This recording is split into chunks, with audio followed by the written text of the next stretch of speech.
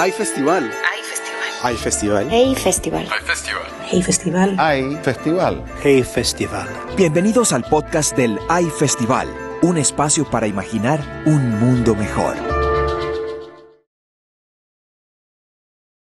Bienvenidos y bienvenidas a un episodio más de Constelaciones del Hey Festival, que es pues lo más importante, es como nuestra gala de este año. Proyecto principal. Exactamente, donde estamos tomando a artistas consolidados, artistas emergentes y pues juntándolos en este firmamento de arquitectura, arte, cine, música, literatura, poesía. Todo. Todo. Dejémoslo ahí, todo. Exactamente. Y hemos hablado mucho de historias que habitamos, pero también habrá que hablar de ciudades en las que habitamos. Porque las ciudades nos van configurando, ¿no? Exacto. Entonces, hoy tenemos, y me da muchísimo gusto, a Tatiana Bilbao y a Inés Baches Palomar. Y vamos a platicar de arquitectura, de ciudades, de urbanismo y un poquito de todo. Si quieres, le vamos dando. Tatiana, empezamos contigo.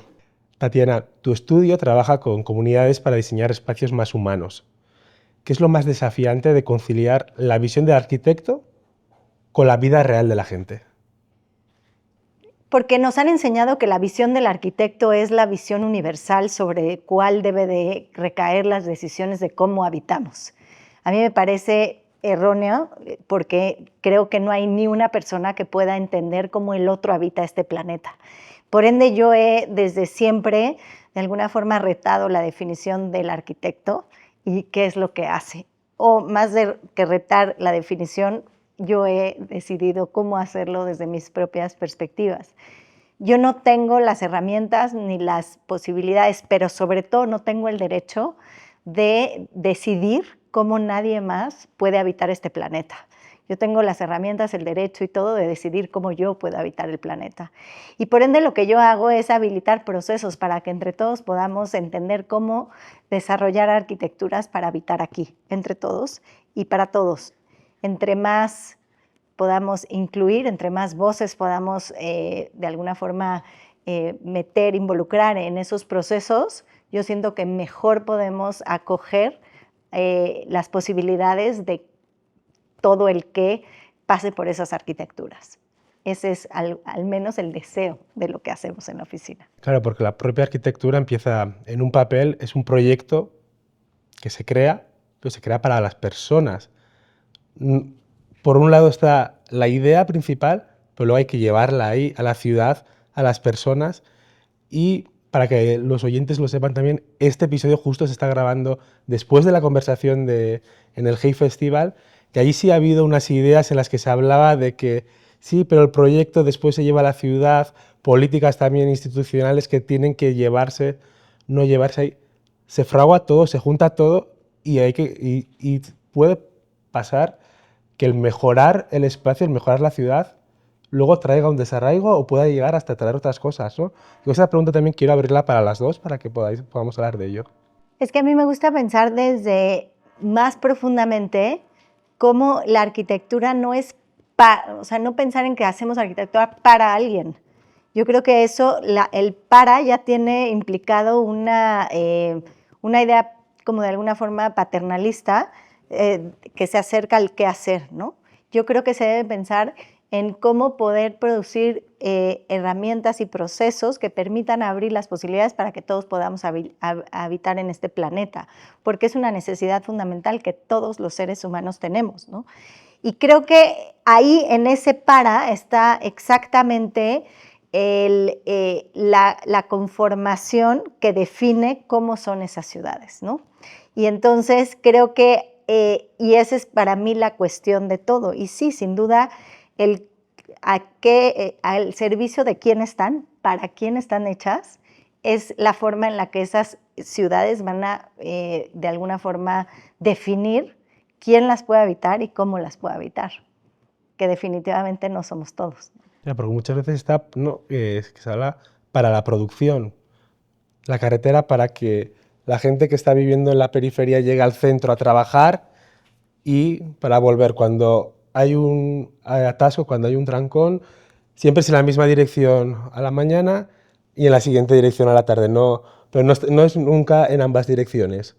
Entonces ahí se ve cómo las ciudades no están hechas tanto, o como ahora supongo que se está trabajando en ello, para habitarlas, sino para moverse, para ir al trabajo, para volver a Para casa. producir. Para producir. O sea, creo que sobre todo, más que para quién están hechas las ciudades, es un poco con quién están hechas las ciudades, ¿no? O sea, cómo podemos estar todos y todas incluidos en el proceso de producción de la ciudad. Porque efectivamente, y como decíamos hace rato con Tatiana, mínimo en nuestro país, casi el 70% de las viviendas son autoconstruidas. Esto quiere decir que no hubo realmente un arquitecto que formó parte del proceso de construcción, ¿no?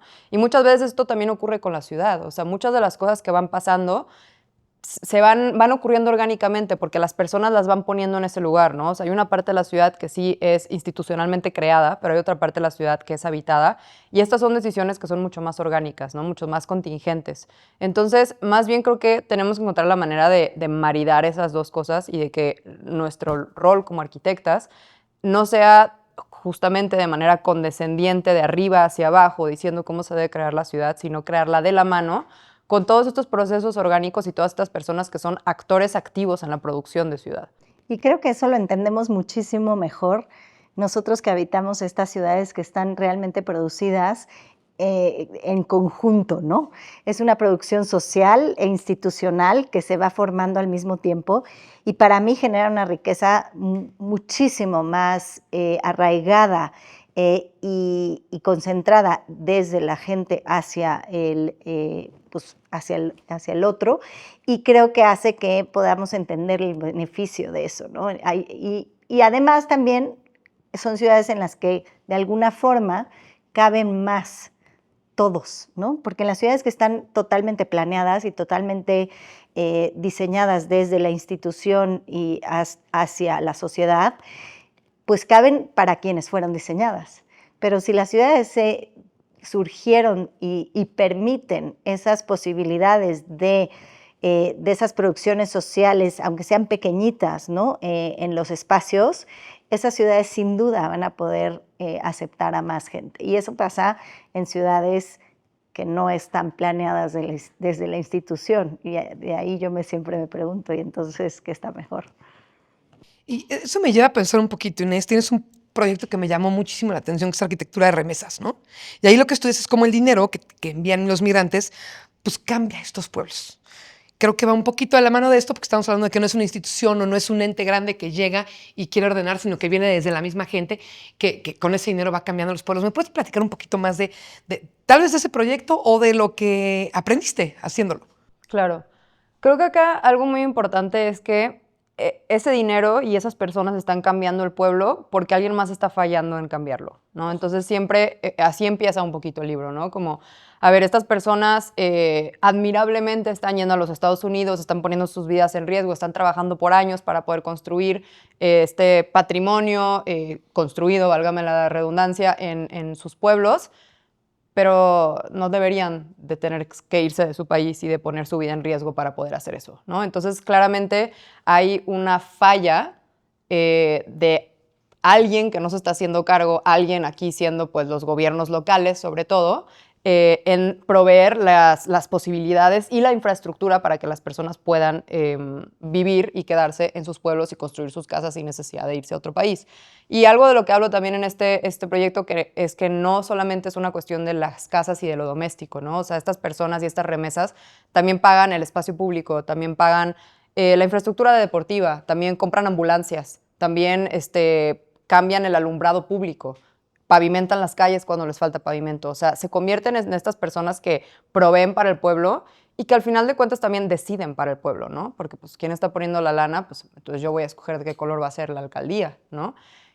Que son muchos los migrantes y crean patronatos, sí, definitivamente. Entonces son decisiones tomadas en comunidad, pero pues al final de cuentas todo esto ocurre porque hay una falencia de inyección de tanto posibilidades como capital adentro de los pequeños pueblos mexicanos. Entonces, un poco de ahí surge esta necesidad de crear, ¿no? O sea, de encargarse ellos y de tomar en sus propias manos la producción tanto de su vivienda como del espacio público. Sí, digamos que no es por gusto, no es por emprendimiento, es un poquito porque no hay de otra. Por necesidad, exactamente. Y hemos hablado de lo público. ¿Qué pasa con lo privado? Porque ya lo mencioné más de una vez hoy. esto de, pues está lo público, pero también los espacios privados. ¿Qué pasa con la arquitectura y el espacio privado? ¿Está pensado para las familias de hoy en día, para la gente como vive hoy en día? No. ¿Se está pensando en esa parte? ¿Se tiene más separada?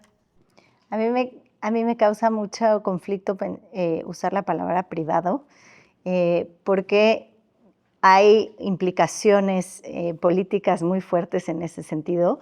Lo privado es aquel que el capital no viene del lugar privado, o lo privado es el espacio en donde no permitimos el acceso de solamente un círculo íntegro. Yo me refería más como a vivienda Lo personal, como a casas. Sé, pero creo que esa reflexión, ya sé dónde iba tu pregunta, pero como esa reflexión para mí implica también el entendimiento de cómo hemos pensado el espacio, porque lo doméstico, y lo decíamos un poco en la plática, lo doméstico, la domesticidad es la posibilidad del espacio que habitamos para existir, que no es ese el que sucede los 365 días del año, las 24 horas del día, en todo momento, en todos los lugares. Entonces creo que, y para mí hace falta como de alguna forma borrar esa dicotomía que hace el usar esas dos palabras, porque creo que hemos fallado en considerar que existimos otra vez los 365 días del año, las 24 horas del día, ¿no? O sea, los baños están en las casas, pero el resto de las horas que no estás en tu casa, ¿dónde vas al baño? ¿No? En otro espacio, claro, sí. O sea, la comida se prepara en la cocina, pero pues ¿quién llega a su casa, a su cocina a comer? ¿Cuántas veces al día, al año comes en la casa? ¿No? Dormir lo haces en tu casa, pero también en la oficina, pero también en el parque, pero también en la banca, pero también en el aeropuerto, en el avión mientras viajas, bueno, en el camión o en el metro donde caminas, ¿no? O sea, realmente creo que el poder transformar nuestra idea de que vivimos en dicotomías a que tenemos una existencia mucho más fluida, creo que nos va a poder hacer ciudades mucho más eficientes, sostenibles y profundamente listas para sostener la vida de todos como es, ¿no? Porque estas distinciones han hecho que esa capacidad de la arquitectura, que es muy determinante, las construya, y entonces decida quién sí puede habitar y quién no, y dónde sí y dónde no. Y entonces deja fuera a la mayoría, ¿no? Y por eso a mí me gusta la idea de pensar que, y justo Inés usó una frase que a mí me encanta, ¿no? Que lo doméstico es público. Y cuando entendamos profundamente que lo doméstico es público porque nuestra existencia depende del otro y por ende es pública, vamos a poder eliminar esas barreras para que podamos vivir de una forma mucho más íntegra y sostenible. Y eso es para decir justamente, ¿no? Que los espacios están diseñados, los espacios privados, y a lo que tú te referías con privado, están diseñados con unas características para un ciudadano específico que no es nadie, y que si es alguien en un momento muy específico de su vida, ¿no? Yo siempre uso el ejemplo de la casa de hoy en día, que está sostenida por las leyes, por los reglamentos de construcción, por los códigos y por el sistema bancario, financiero y judicial. Esa casa está diseñada para una familia heteronormativa, pero que además solo está diseñada para el 20%, si acaso, de su vida. Porque si tú eres uno de esos 19% que vive con una pareja hetero y tiene unos hijitos, ¿no? En esta como idealización de la familia, pues esa casa está diseñada para cuando tus hijos nacen y crecen hasta los 15, porque no, ni siquiera, porque ya cuando son adolescentes son adultitos, ya no caben en esos mismos cuartos, ya no caben en el cuarto chiquito con las dos camitas, ya tienen parejas, novios, novias, ya no caben en la sala, la familia, o sea, están diseñadas para un momento muy específico de una minoría muy radical del planeta, y además una minoría radical occidental del planeta, y están construidas en todo el mundo. Y no solo están construidas en todo el mundo, son están definidas como tal, que es lo que se tiene que construir en todo el mundo, en los códigos, en las leyes y en el sistema bancario y financiero del planeta entero, ¿no? Entonces, sí es muy problemático que sigamos pensando que tiene que existir esa manera de pensar, ¿no? En el espacio doméstico como la casa y en el espacio público exterior como pues, el parque. El parque, exacto, es la casa y el parque, ¿no? O el área pública la oficina, abierta y ya. la fábrica o el comercio, ¿no? Sí, creo que en esa línea tenemos que entender el espacio público, o sea, tenemos que domesticar el espacio público, ¿no? Porque en realidad es que nosotros, nosotras, todos tenemos derecho a la ciudad. ¿Qué quiere decir eso? Que tenemos derecho a habitar y a que la ciudad nos ayude a reproducirnos también, no solamente a producir, y hablamos también mucho de esto hace rato, ¿no? Como la ciudad está enfocada a estas lógicas productivas, capitalistas, pero la realidad es que la ciudad también tiene que ayudarnos a cuidarnos, tanto como nos cuidaría nuestra propia casa, ¿no? Entonces, ¿cómo hacemos para que esos espacios también sean una extensión de nuestra domesticidad, ¿no? En donde podamos descansar, en donde podamos cuidar, en donde podamos divertirnos, en donde podamos hacer todas esas otras actividades Hacer que pipí, no... Hacer lactar. pipí, lactar, exactamente, que Por favor, últimamente lactar. está más en boga porque están apareciendo de repente, después de 10,000 años que llevamos, no, 100,000 años que llevamos lactando, están apareciendo espacios de lactancia, ¿no? Podemos irnos al revés. Después de 100,000 años de lactar, de repente nos tenemos que esconder para lactar. Ah, Cuando bueno, era lo más normal exactamente, sacar, lactar y exactamente. seguir con la plática, ¿no? Sí, esa es Exactamente. otra muy buena toma de la situación, definitivamente.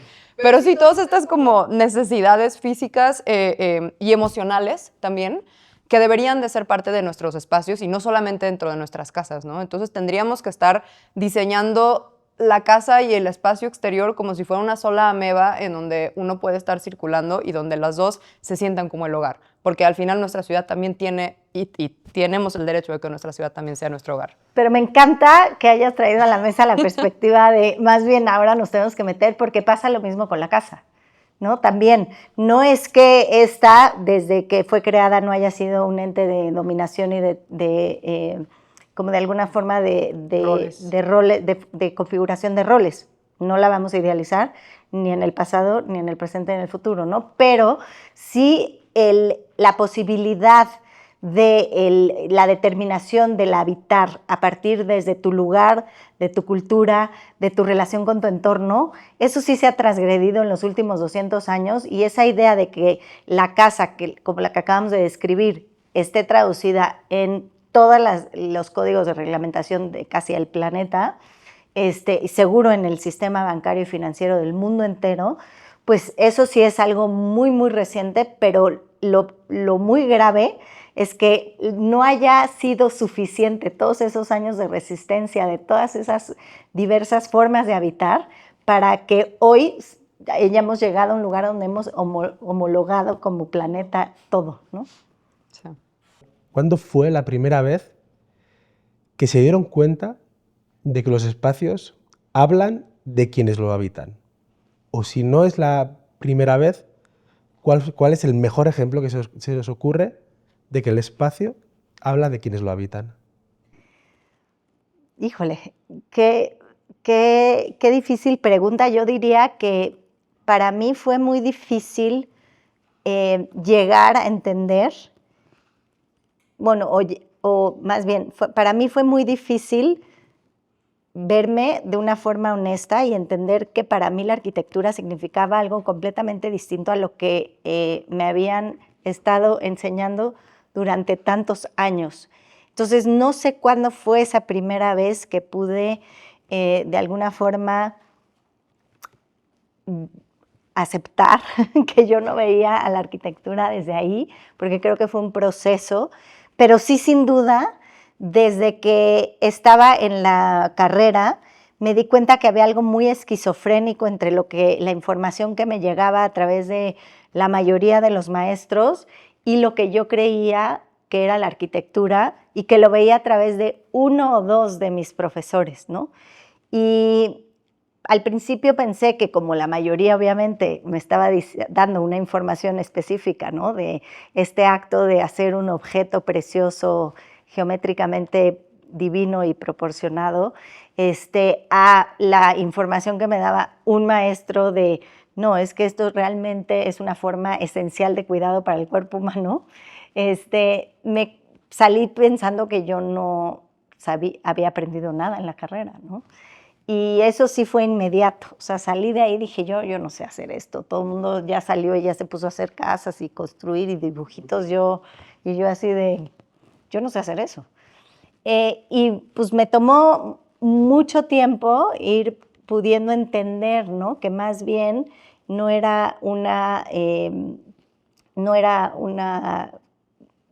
estaba yo erróneamente, no es que no hubiera aprendido nada, sino que realmente estaba inconforme con esa forma de pensar de la arquitectura. Y para mí, entender a la arquitectura como una forma esencial de cuidado del cuerpo, pues tiene una relación simbiótica, por ende, con el cuerpo, ¿no? Entonces, pues es de ahí donde la veo claramente, en este círculo donde la arquitectura es lo que somos y genera lo que seremos, ¿no? Estuve pensándolo mucho mientras estabas hablando también, Tatiana. No, a ver, también fue un poco parecido para mí durante la carrera, porque bueno, yo soy de Guadalajara, de donde también es Luis Barragán. Entonces, básicamente, toda nuestra educación gira en torno a tratar de ser cada vez más cercanos a la arquitectura de Luis Barragán, ¿no? O sea, como esta arquitectura de poética, de belleza exuberante, espiritual y que qué bonito, definitivamente, pero no sé, o sea, como que a mí me faltaba algo, ¿no? O sea, como que definitivamente las cosas bellas, qué bueno que existen y hacen que valga la pena vivir en este planeta, definitivamente. Pero me acuerdo que llegué a uno de los últimos semestres más o menos y conocí el trabajo de un artista que de hecho no tiene casi nada que ver con arquitectura, en ese momento yo creía, pero que se llama Ai Weiwei, que es bueno, un artista muy conocido, no es ninguna persona nicho que yo esté mencionando, pero era el mismo momento, era más o menos el 2016, en donde estaba muy fuerte toda la crisis de inmigración por la guerra de Siria. Y en ese momento Ai Weiwei estaba haciendo un montón de como instalaciones o intervenciones urbanas como para generar conciencia y como hacer algún tipo como de protesta o militancia para este tema de todos los refugiados y de la crisis y de la guerra, ¿no? O sea, para mí fue muy fuerte encontrarme con que a través del espacio uno también puede expresar opiniones políticas, ¿no? O sea, como militar mucho más a través de lo que hace. Y entonces, no es que lo que él hiciera es exactamente al camino al que yo me fui, ¿no? Pero a mí me abrió la posibilidad de que podía ser arquitecta y al mismo tiempo podía ser muy activa políticamente o tener posturas muy, muy concretas respecto a ciertas crisis y además el espacio podía ser un buen lugar para poder comprender esas crisis, ¿no? Entonces, de ahí también me empezó a interesar muchísimo más la historia también del espacio construido de la arquitectura, porque, y ya lo platicamos hoy y lo repetimos hace rato, porque para mí la arquitectura al final es un reflejo de todas estas cosas, ¿no? O sea, si uno quiere entender qué está pasando con la historia en el pasado, en el presente y hacia dónde va, tiene que voltear a ver lo que está construyendo o lo que ya construyó, ¿no? Entonces, pues para mí ese fue un poco el momento en el que me di cuenta que por ahí iba un poco mi práctica y después fue justamente en el pueblo del Libro de las Remesas, que es este pueblo que se llama Vista Hermosa, en donde como que realmente me cayó el 20 de entender que esta arquitectura estaba diciendo muchísimo más de lo que estábamos viendo a simple vista y pues efectivamente de ahí fue que derivó todo el tema de las remesas y de la migración y de las diferentes estructuras de poder que están detrás de nuestra relación con los Estados Unidos y nuestra relación con el gobierno y con el dinero que viene para los pueblos, etcétera. O sea, como que fue como romper con esta idea de que la arquitectura es simplemente esta cuestión bella, estética y exaltante del espíritu y entender que también es una cuestión completamente política, social, antropológica y muy militante que a mí me sirvió y desde donde yo he podido trabajar desde ese momento. Creo que ya contestaste la siguiente pregunta con lo que te acabo, pero bueno. No sé, porque tal vez no, me parece una pregunta, es un poquito más entre comillas personal, pero quiero saber qué proyecto, porque creo que ya sé cuál es el tuyo, no sé si el tuyo, Tatiana, las ha transformado más, pero no como profesionistas, como personas. Ese proyecto que entraron desde lo profesional y les cimbró todo, les cambió la forma de ver las cosas y pues sí, cambió un poco de la parte interna de ustedes. Para mí fue estamos ahorita haciendo un monasterio en Alemania y para mí fue ese proyecto sin ninguna duda. Creo que el proyecto que me formó, ¿no? Y que yo puedo sentirme como más identificada y donde se ve mi identidad es el Jardín Botánico de Culiacán, pero el monasterio me cambió desde muy profundamente el entendimiento de la práctica de la arquitectura. Es la única tipología que yo me he encontrado que está absolutamente rendida al cuidado del cuerpo y al sostén de este cuerpo físico para poder vivir esta vida espiritual.